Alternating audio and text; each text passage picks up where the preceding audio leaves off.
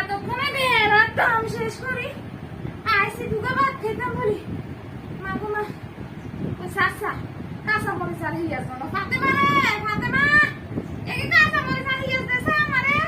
ফাতেমা বেসা আনছিস নি যা যা কাম্মা পা কাঁচা দিয়ে যাবে ইয়ে সারা খাইছে মারি নিয়ে